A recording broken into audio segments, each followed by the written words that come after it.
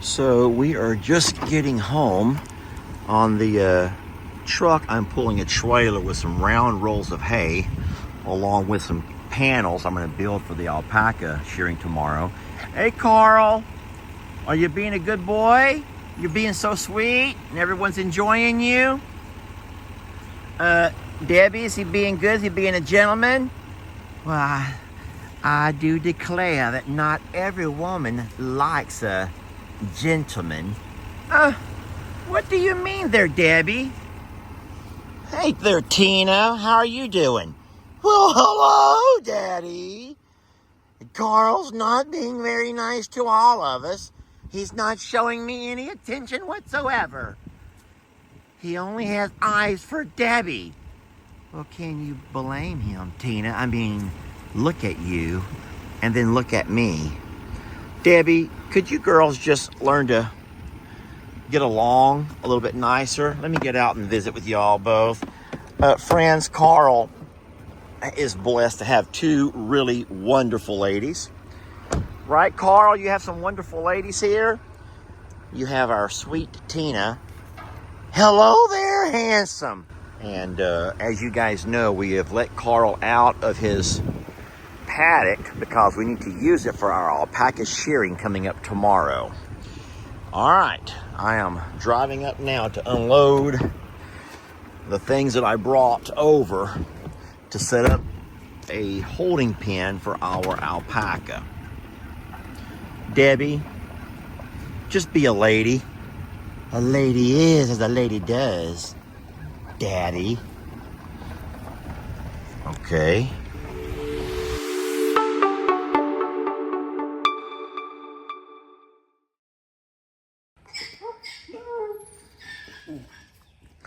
Guys, it is about that time for alpaca shearing. Now, the thing about shearing the alpaca, that all has to happen. Preparations for alpaca shearing starts happening a week or so before Miss Tina, our alpaca lady, even gets here. Today, we're going to be opening the pasture gate and letting Carl leave this spot and move him out of here into this next paddock here to my left. And that's fine. He's going to have a chance to intermingle with his ladies again, which is fine. We're not worried about that too much. But we've given them a couple of months to heal and attempt to regrow some feathers. And then what I'm going to do is hopefully tomorrow start bringing over some of the horse panels. And I'll get them over here. I'll get my mower. And then I will mow all of this down nice and pretty. Today, I'll let everyone else come in and eat on it. And then I'll get it all mowed up pretty.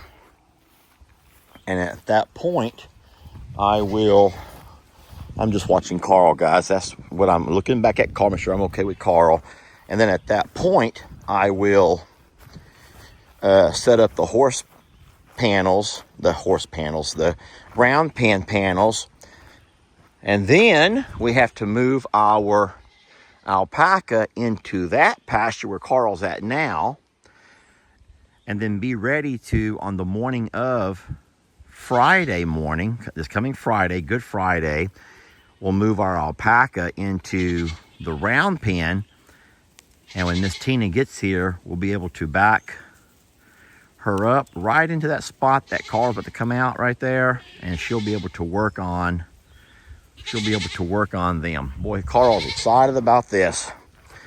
I'm going to let Carl and these birds out into the pasture. Then I'll close the gate behind me, okay? Like I said, we want Carl out into the pasture, so he'll leave. Oh, boy. Carl's are running.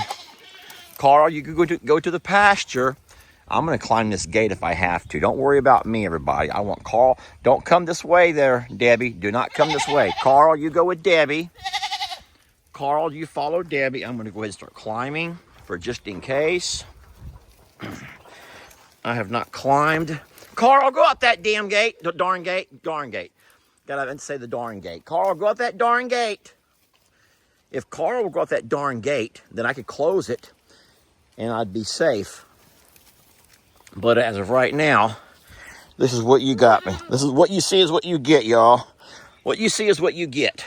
And you don't want to see. You don't want to see me. Okay, fine, I'll show you. Well, you told me you wanted to see. So this is what you see is what you get. I'm hanging here, just hanging out on the gate. Just hanging out on this fence. Have Brady licking me in the front and Imogene licking me in the back. How could I be so lucky? Guys, how could I be so gosh darn lucky? Thank you, Imogene. Thank you, sweetie. That's actually Beverly. It's not quite as bad. Thank you, sweetie, for loving me. That right there, y'all, that right there is love.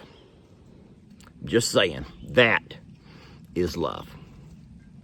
So it appears as though Carl is not going to follow Debbie out to the pasture. She's trying to make herself look nice and pretty for him, and he's like, that dress is quite straggly. That dress is quite straggly, Debbie. And Tina, you need to be sweet and don't even say what you're thinking. Why me? Never. Okay, Tina. Tina, I know. But no, what we're going to do is I need to get Carl out of the entire paddock system, and then I can close this gate over here behind him. Once he's out and he can no longer come inside to harass us, then we'll be able to go ahead and feed our goats and our donkeys. And I would hope these birds would go out with him, but it appears as though he's not leaving and going anywhere. Now, I'm also going to say Carl's not red, so I don't think I have a lot to worry about with Carl. I'm actually going to go ahead and test that theory. Guys, he's not pink and he's not red. So I do think if everyone is right with what you're saying, I'm going to put my life on the line and walk inside there with Carl just to see if it's true that he's back to his normal old self where he's a good guy again. Carl might be a good guy, and all of this is for nothing. We're going to keep my head on a swivel, though, just in case. And I'll absolutely keep these trees close, because I can dodge Carl using trees as cover. But what I really want to do is close this gate over here, keep Carl out of there. Even though Carl has other things on his mind right now. Y'all, it's been a long, long time. Carl feels like a man who's been incarcerated. And now, I've never been incarcerated. I hope that none of you have been incarcerated. And I hope that you've never been the one to hang out with a man who's just been released from incarceration. Or maybe that's your thing. And that's fine too. But Debbie's like, come on, Carl, you've been locked up for quite a while. Let's see what you got. He's like, hold on, Dad's watching. I refuse to put on a show. So I'm just gonna, well, now with all of this here going on, I can't do much of anything with Carl. So I'm just gonna leave the gate open, let the birds, the donkeys, the goats, and the alpaca have free reign of everything. And then I will be coming back at some point to close this gate here. It would be really nice, though, if we could have our alpaca in here when I do that. I also want to bring my mower over and mow all of this. A lot of this is not summertime grass. This is a whole lot of ryegrass that is still around, but nothing's been eating on it. So maybe I'll have the everybody come by and have a little nibble here and there, and they can eat it down for me. So not to worry about the babies who are in here. It's going to be a little bit chaotic. There is water. I'm not going to trap anybody in. Carl, you have a chance to have freedom. You haven't stretched your legs in a while. He goes, it's not my legs I want to stretch, Daddy. Well, Carl, you don't have to put it so bluntly. You don't have to be so crude. Guys, remember, Carl and Tina and Debbie, they've never been brought up in the ways of the world that we live in. They're not as civilized as we are, okay? You have to sometimes remember that farm animals, as much as you don't want to believe it, have not really been as civilized. They really have not found their words necessarily. They react mostly on instinct. And Carl's instinct, and you can see there Debbie's instinct, are probably very similar to human instincts, except we just find ways to class it up a little bit. So, all right, well, that's the plan, to eventually get all of these babies out of here, get the pasture, this little paddock here, mowed nice and pretty, get the round pen moved over where we can get our alpaca cornered easier, and where we can corral them if we need to.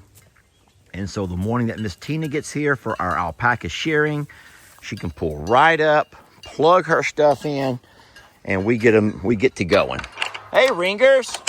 Hey, you big guy.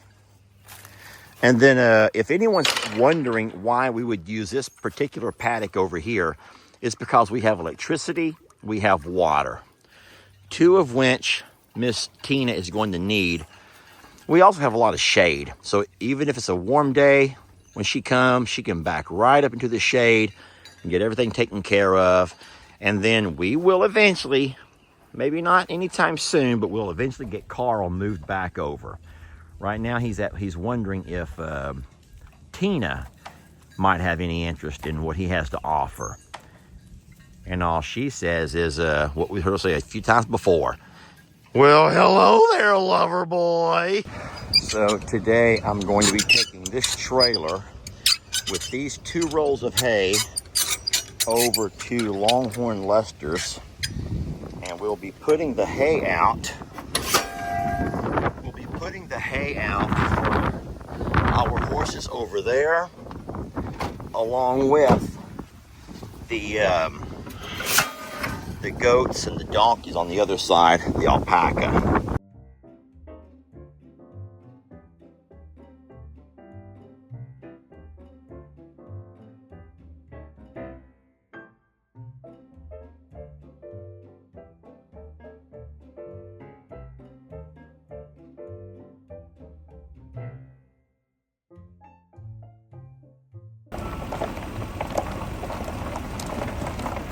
Tomorrow will be the very first day that Oopsie Daisy gets to be sheared. That'll be fun.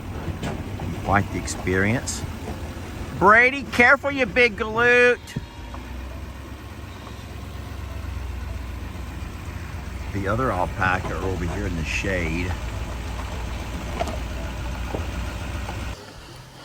All right, we talked a little bit about this yesterday. Well, it'll be on today's video, but I got the panels that I need. Before I unload those, I'm gonna bring my lawnmower over and mow this particular pasture, this paddock, mow it down to size. I'm gonna go over and close this gate now before any goats or birds come over. I don't want anything to be in my way. Then I'll come by and mow this place out real pretty, and then we will set up those panels. And then this afternoon when we feed, I will attempt to feed everybody over here to draw the alpaca in. And then once the alpaca are in this pasture, I'll remove the goats out and have our alpaca only. And at some point we'll begin to move them into, well, tomorrow morning we'll go ahead and begin to corner them and then get them into the round pen. So this video will be continued. Tomorrow you'll be able to see the actual alpacas being sheared with all of the setup. I'm excited to show that to you. Thank y'all for watching the beginning part of this video. There'll be more to come tomorrow. All right.